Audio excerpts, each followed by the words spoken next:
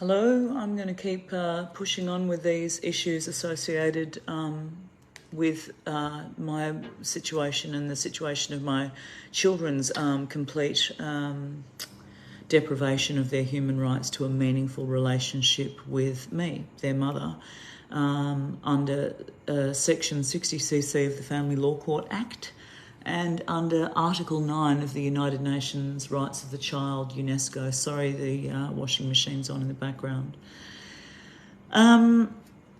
If you go again, the first thing I would ask you to do beyond anything is to go over to Instagram and type my name in, and you will see 1,600 uploaded videos and photos, which are evidence of the non-stop devotion, love and care that I had and have and always will for my children, who I brought up alone, and there were various, discreet with one, ETE, not double ET, and totally bizarre, actually, precursors to that situation and situations around the evolution of me becoming a single parent to three beautiful and lovely and happy and healthy, once upon a time loved children. But there's absolutely no shadow of a doubt as to how the situation that I'm currently in, as I've said to you before on previous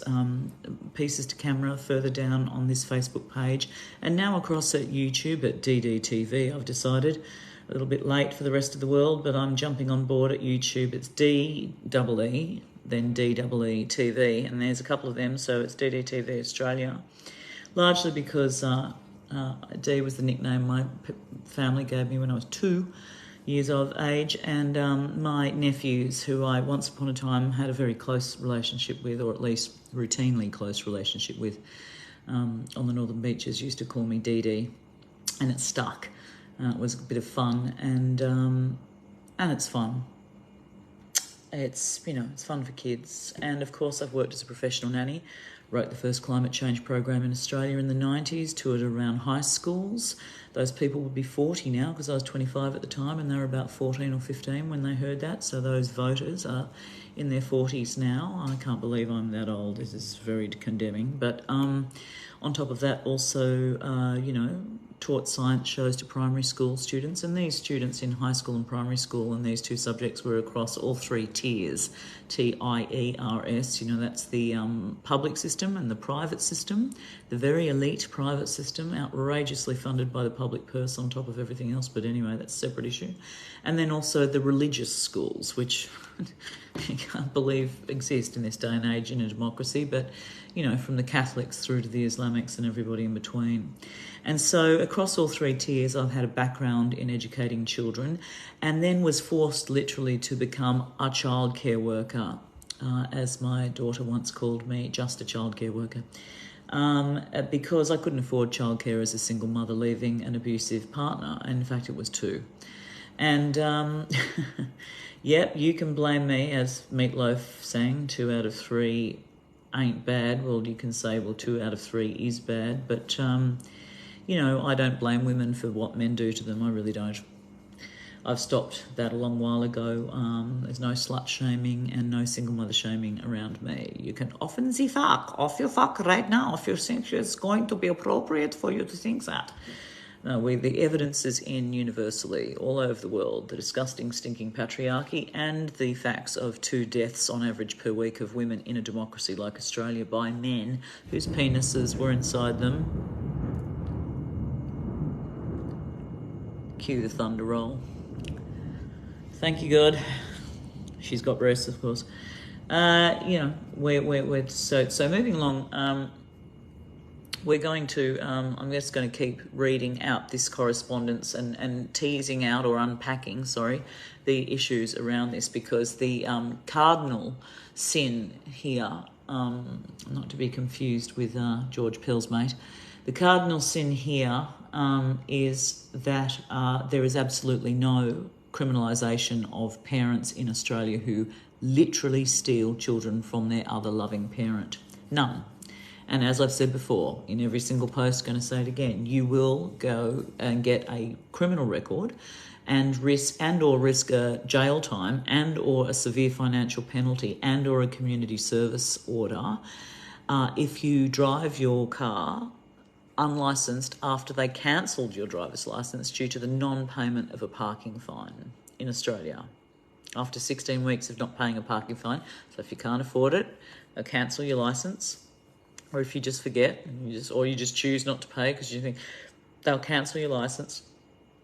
And then if you get in your car and drive despite your skill set not changing one iota after, in my case, 35 years of driving, you'll be in a criminal court, the same criminal court as a rapist and a murderer, for driving your car, for not paying a parking fine, whereas nothing happens to you at all if you steal a child against parenting orders made by the highest court, well, the second highest. The High Court's a high court in Australia. The Federal Circuit Court is the family law court.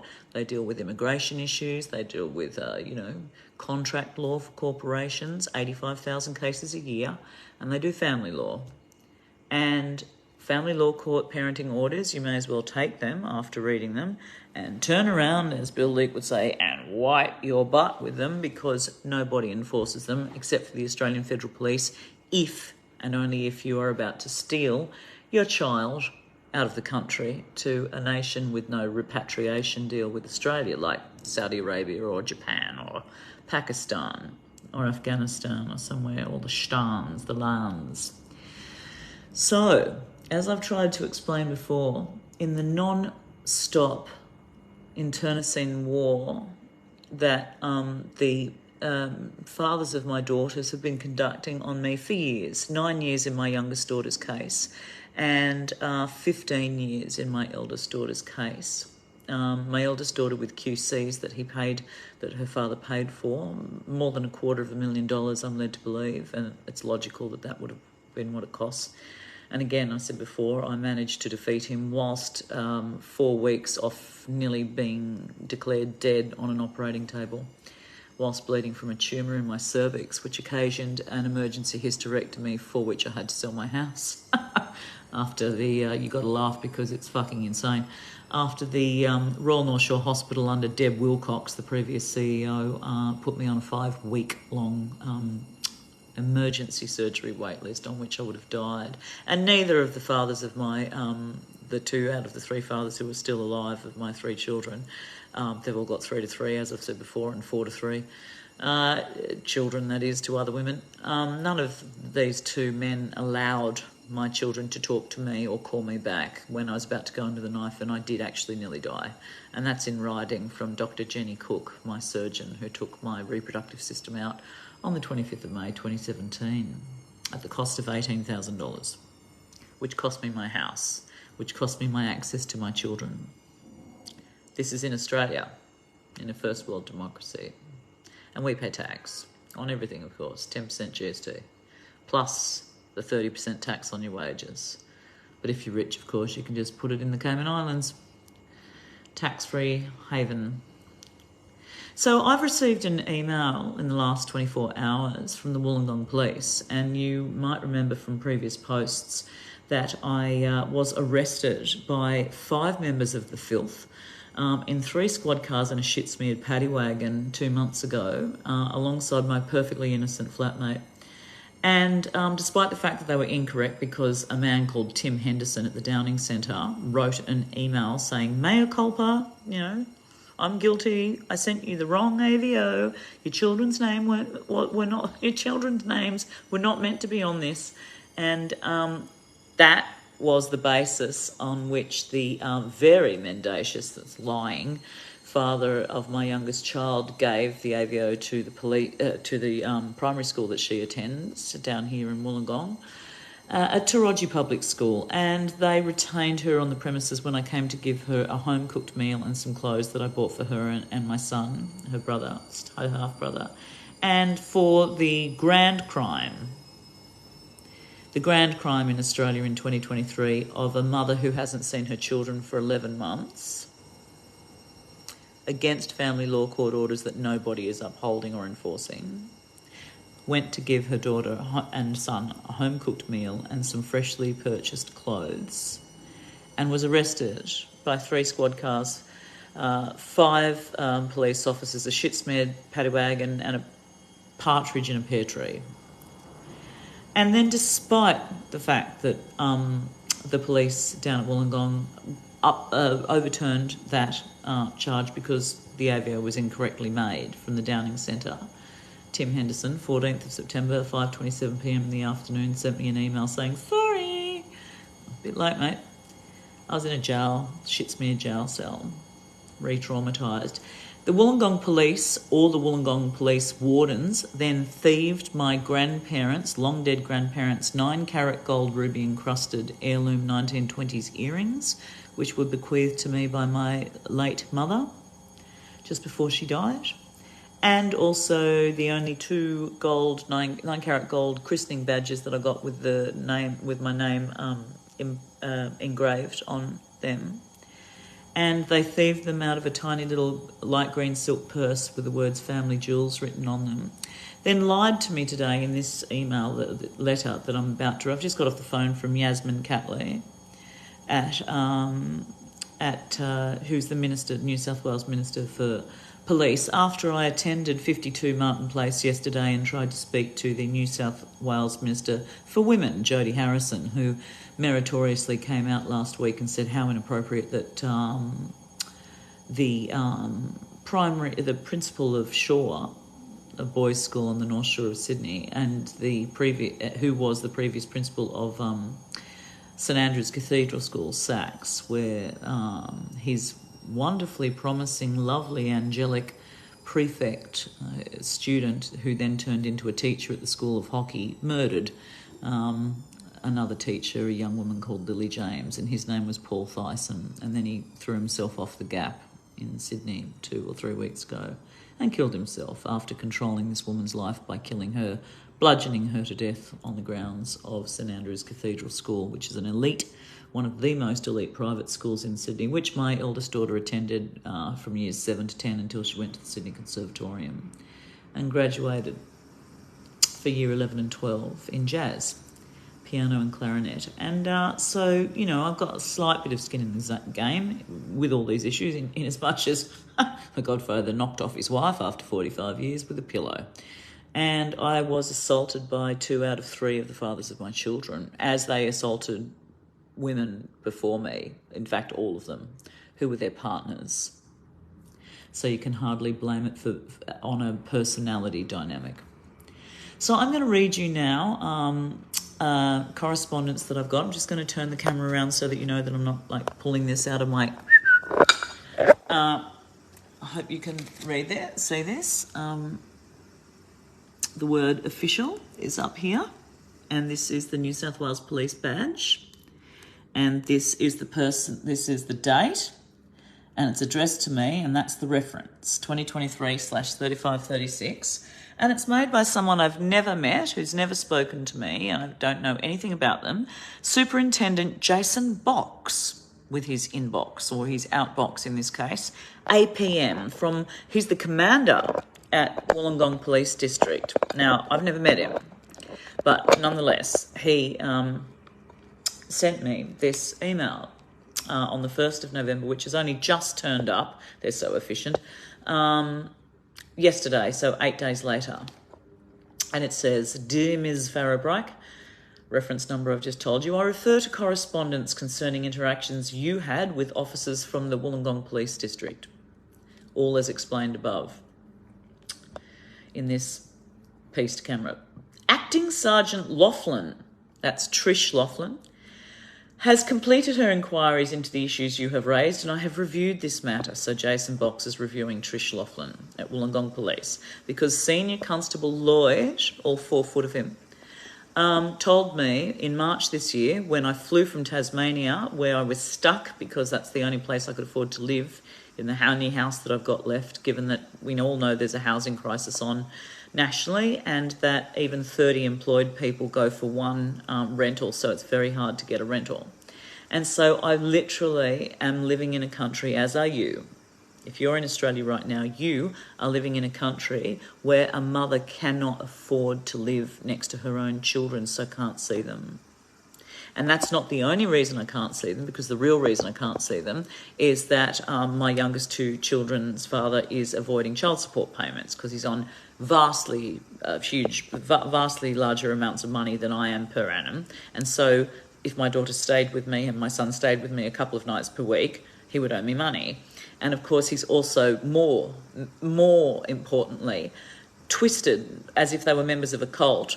All of the 1,600 videos and photos of love that you can see over at Instagram if you type my name in right now, which I spent one whole year uploading, given that I had only 3 photos there last year in November 2022, didn't give a shit about Instagram and realised the whole world was on it. So I've migrated out of the 22,000 videos and photos of my children's lives that I've taken in every moment of their lives, sleeping, eating, laughing, playing piano, playing tennis, swimming, you name it, dancing, it's all there. And because I love them, and people who love each other tend to wish to hold on to and cherish and capture memories and moments. And so I have put the effort into, in real time, uploading 1,600 images for the world, for posterity, publicly viewable, so that there is indisputable evidence over there of the quality and type of care and spontaneous love and affection that we all once did share, which has been absolutely demolished, totally gone now, vanished. Like some sick cult leader has got into their heads by keeping them from me for years, literally 3 years, to the point where I'm been hospitalised for depression and on all sorts of medication that didn't work, of course, because it was inappropriate, because the depression is real, because it's caused by real factors. So, as I said, a couple of months ago, get the wrong AVO with my children's name put on it because I go to see them out of desperation in March last year, 2022, after they've been moved to the first of 2 houses illegally against family law court orders, P_SYC 595/2014, where we got the wrong judge. And this letter here is from someone I've never met at the Wollongong Police, who I've just told you the name of above. And it says, as I've told you, I refer to the correspondence concerning interactions you've had with officers from the Wollongong Police District. Acting Sergeant Laughlin has completed her inquiries into the issues you have raised, and I have reviewed this matter. This guy's called Box. This is from his outbox. Box's outbox. The first issue you have raised relates to Senior Constable Lloyd and alleged inappropriate comments the officer made to you. No, well, it gets better. I actually recorded 2 female witnesses called Catherine McNaught and Carmel O'Ryan, and they were employees in the lobby in March this year, 2023, of the Quest Inn on Carter's Lane, Taronji Beach, North Wollongong, who overheard, and I recorded them saying so, "You've got it coming, New South Wales Police, I'm going to sue you now, because you've had 3 months, you're out." They overheard Senior Constable Lloyd say, and I quote, "I'm glad you've lost your children. You're exactly the sort of person who should." To me. When I'd flown from Tasmania, to get back to the Tasmanian point, to see my 14-year-old son for his 14th birthday, bearing gifts. And the police were called by the man who's acting as his father, who's abused 3 women over 25 years.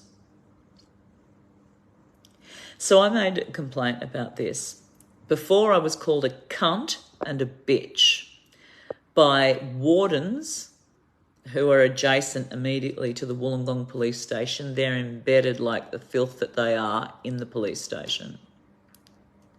And they thieved my grandparents' heirloom jewellery.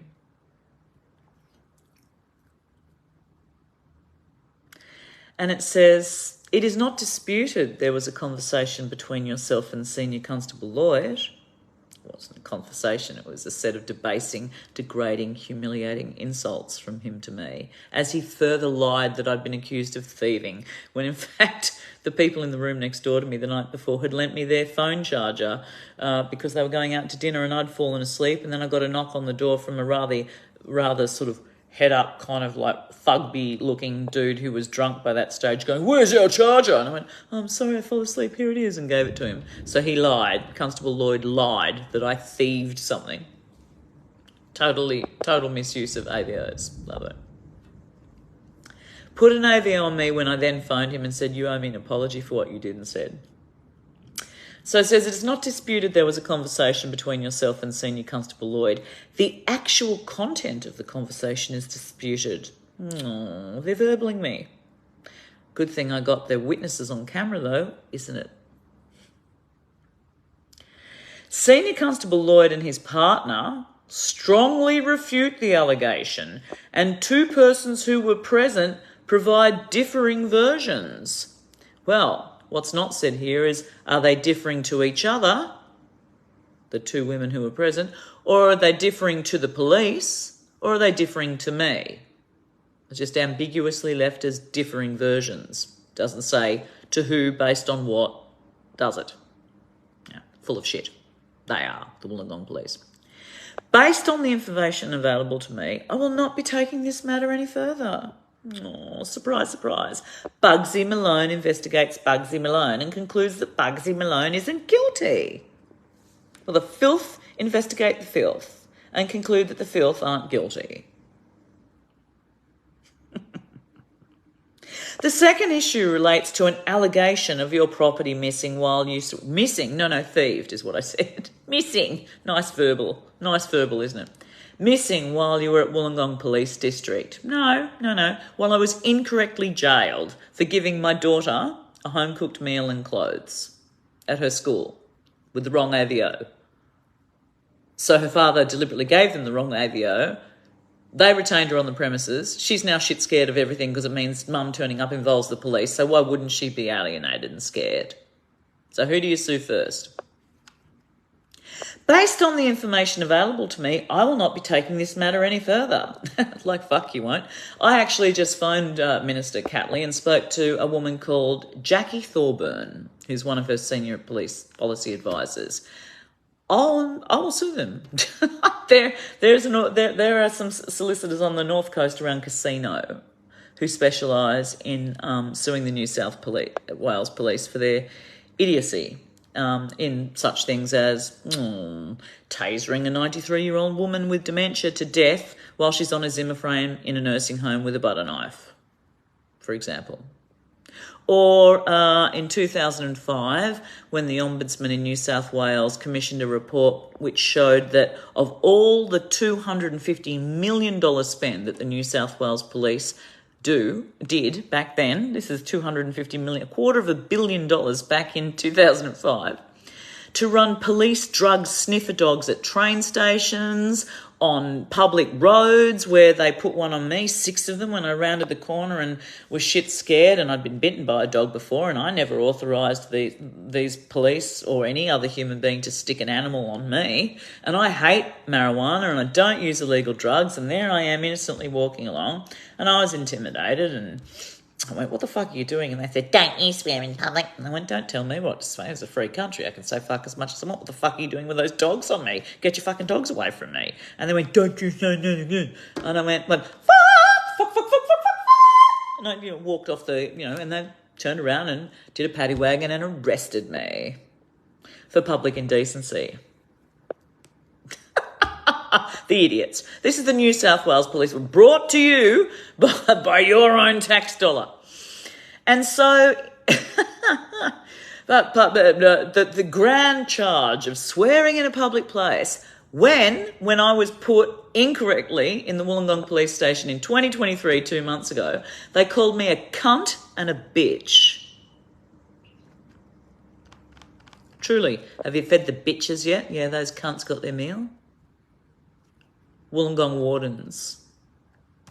I'll give you the dates. We can find out who they are. Should we sack them? I think we should sack them. Based on the information available to me, I will not be taking this matter any further. The second issue relates to an allegation of your property missing whilst you were at Wollongong Police District. No, it was in the station, in jail, for the wrong reason, for the wrong AVO. By the way, they've dropped the charges because it was like, well, there's the email saying the AVO is wrong, and they're like, oh yeah, that is wrong. These are the Wollongong police prosecutors, whoever they are this day, or that case on that day, someone different all the time.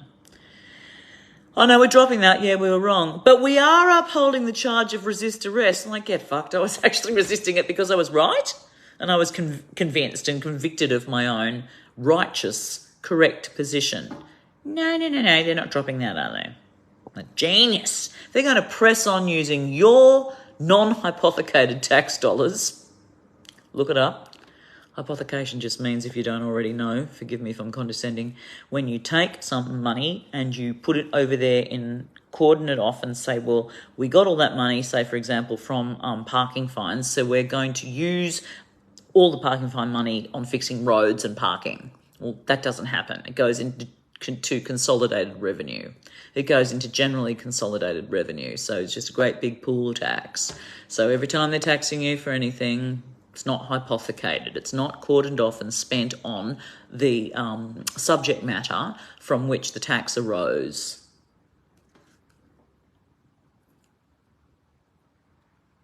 A review of police holdings. So the second issue relates to an allegation of your property missing. No, I said thieved, stolen, and it was by the Wollongong police or the Wollongong wardens, and they're the same filth. Whilst you're at Wollongong Police District, a review of police holdings, including but not limited to CCTV footage and body-worn video, shows that a small brown bag, well, fucking wrong, because I'm about to go into my bedroom and fish it out for you. It's so big that, thank Christ, it covers my rather voluminous gut these days. It's quite a large bag. It goes literally from the left to the right of my body. It's got a leather strap, and it's got many, many compartments. It's big enough to hold a jumper, a books, my stolen grandparents' jewellery, wallets, many other things. It's got several compartments. So it's a large brown bag. And I've got the barcode, and I've got the list of everything that was in it. So they say a review of police holdings, including but not limited to CCTV and body-worn video, shows that a small brown bag, large one, wrong again, belonging to you was searched by police. Well, it wasn't searched at all. Again, total fucking bullshit. It's not searched, it's taken off you. It's stolen from you because you are placed under arrest in a jail cell, smeared in faeces. I got COVID despite being triple immunised for the first time in there. Sue them for that too. So they take it off you until you're discharged. And when they discharged it, surprise, surprise, all my gold jewellery was gone from my grandparents, my very long dead grandparents. For giving my daughter a home-cooked meal and my son clothes after not seeing them for 11 months against international human rights law, Article 9, UNESCO rights of the child, and against my family law court parenting orders, and against Section 60cc of the Family Law Court Act in Australia, which entitles the child to a meaningful relationship with both her parents. So these stupid pigs have done nothing to uphold the word law, family law, then throw me in jail for trying to see my own children, despite them not enforcing my children's parenting rights, then thieved my grandparents' jewellery, all based on an incorrect AVO, then given me this horseshit letter that it's all made up. A review of police holdings. Though it did not contain the following items you allege are missing, being a green silk purse from a shop that's called the Family Jewels, which has been in Sydney in the CBD for a very long time, owned by a woman called Kate, who I used to know and who my sister used to work for. And they had a shop at Newport on the main road at the bus stop called the Family Jewels. They had one up a side road as well for a while. She's done very well, actually. Smart person. She went on the hippie trail, 40 years ago and went around the world and bought really cool jewellery, and she built up several shops across Sydney and bought herself a couple of homes and lived very well. She's a classy woman, although she once slighted me by telling me that the jewellery I chose to buy from her shop that day was perfectly suitable because it was plain like me. She was a stunner. Just sort of bitchy remarks that women make to each other. It's all charming, isn't it? Lovely. So terribly civilised. Arseholes. All of them. Eat a dick. So a green silk purse containing, and it had the word family jewels because it's from a shop called the Family Jewels, and so I bought something from there in the past, and so she'd gifted me a little green bag with the word family jewels on them. Containing 2 9-carat gold earrings with small rubies and 2 9-carat gold christening badges engraved with the name Danielle. Therefore, based on evidence provided during the course of the inquiries, I will not be investigating this matter any further, and this matter is now closed. Yours sincerely, Superintendent Jason Box, APM, Commander, Wollongong Police District. Bullshit you won't. Bullshit you won't, okay? How about this? I'm going to see ya. How about that? Australia is disgusting. It steals children of poor Aboriginal women who have been the victims of domestic violence when they can't afford a house and are couch surfing, and then welfare under Kate Washington and Natasha McLaren-Jones come along and steal their children. It's not Kate's fault. I'm sure she doesn't want to do it. She's just going along with the isn't the really exciting parties that you get paid about 300 or 400 grand a year at my age, 52, and with the same 3 aged children as me, the same as Tanya Plibersek, the same as Penny Wong, she's got 2, the same as Nicola Roxon, not the same as Jenny, who was Ellis, the youngest minister, when there was the 5 cabinet, Plibersek, Wong, Gillard, Roxon and Ellis. Was it Kate Ellis? Who is it? I can't remember. Anyway, she left. She had a baby and she went, blow this. It's too much work. That's way too hard to be both. And it is.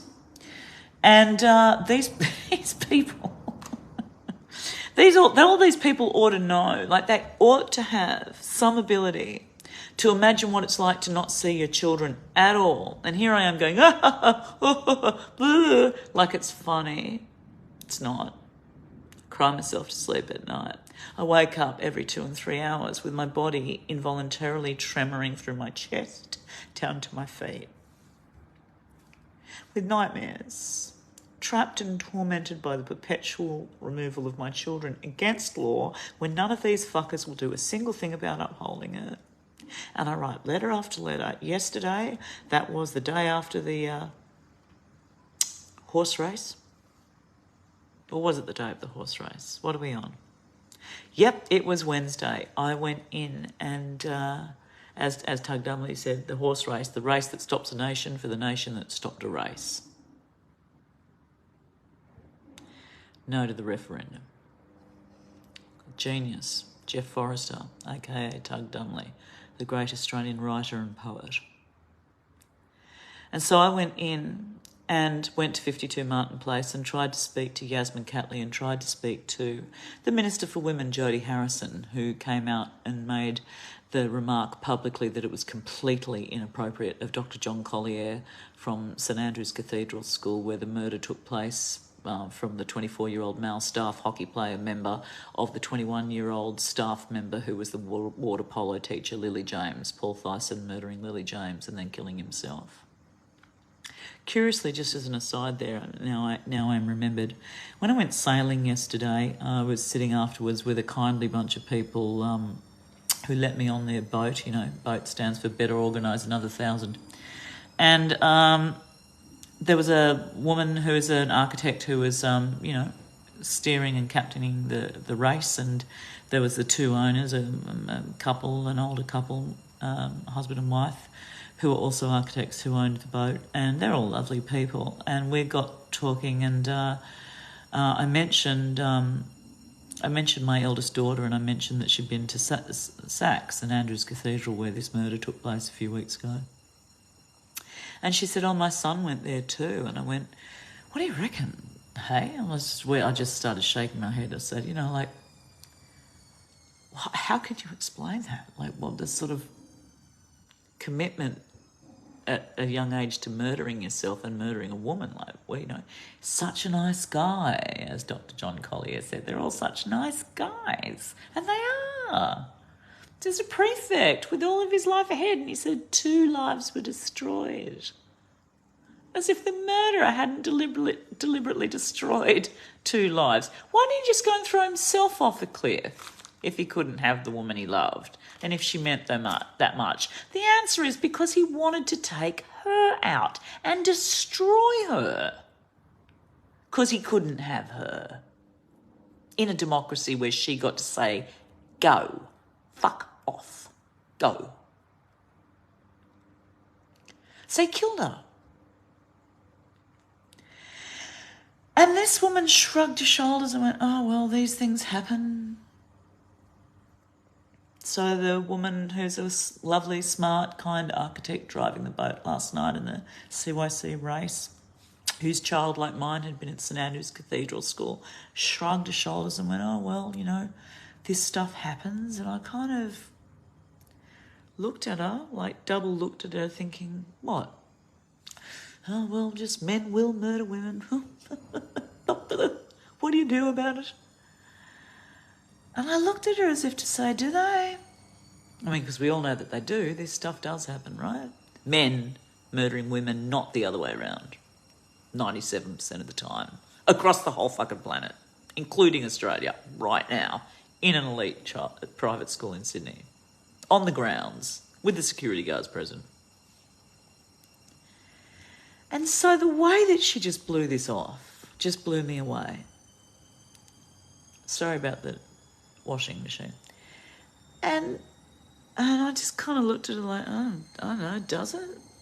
So I thought I'd remain polite because they were nice, educated, polite people. And you don't want to get too heavy after everyone's had lots of fun in the sun and had a nice sailing race down at the CYC on Sydney Harbour. And so you don't want to be a bummer and talk about, you know, men murdering women all over the world and the patriarchy or anything. You don't want to do that, do you? So I said, well, you got to kind of wonder, what was his game plan? Like, what was he thinking? Had he thought it through? Like, how far through had he thought it? Had he thought it so far through that he decided it was worth killing himself in order to kill her? Because that's what he had decided. He decided it was worth killing himself in order that he could avenge rejection by her of him and his dick and his heart and his mind, the trifecta.